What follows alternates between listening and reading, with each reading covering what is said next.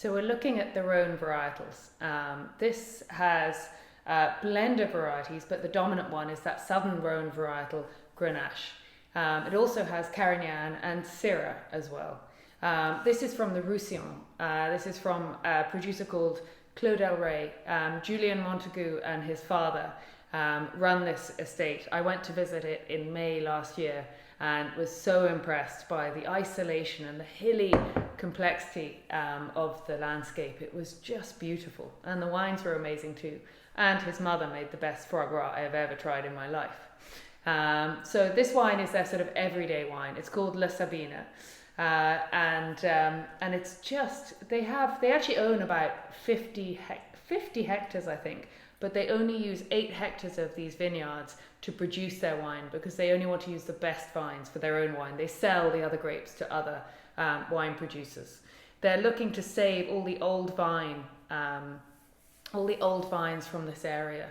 There's an awful lot of old vines here, but because it's so isolated and hard to work, the younger generation are giving them up or just abandoning the vineyards. So Julian and his father have been going around buying the vineyards and improving them. But their biggest battle at the moment is against the wild boar who come in and take the grapes. So they're looking at investing in a big fence at the moment.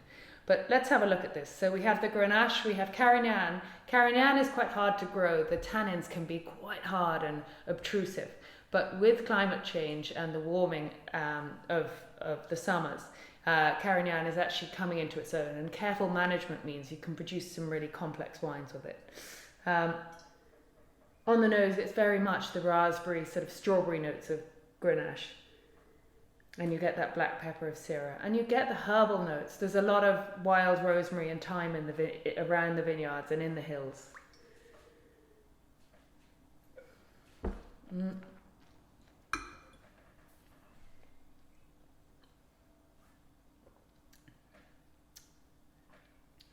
I think the first flavour you get is that dark black pepper from the Syrah. And then you go sideways into the strawberry notes of the Grenache. And the Carignan is giving you that drying tannic texture.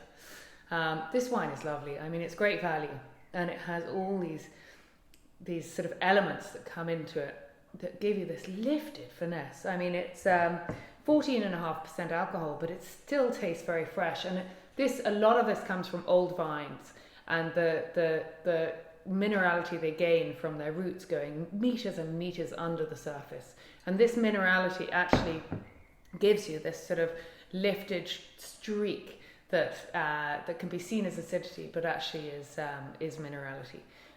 So looking at wines like this and using older vines in hotter areas is a really good way of providing freshness in the glass. So do enjoy it.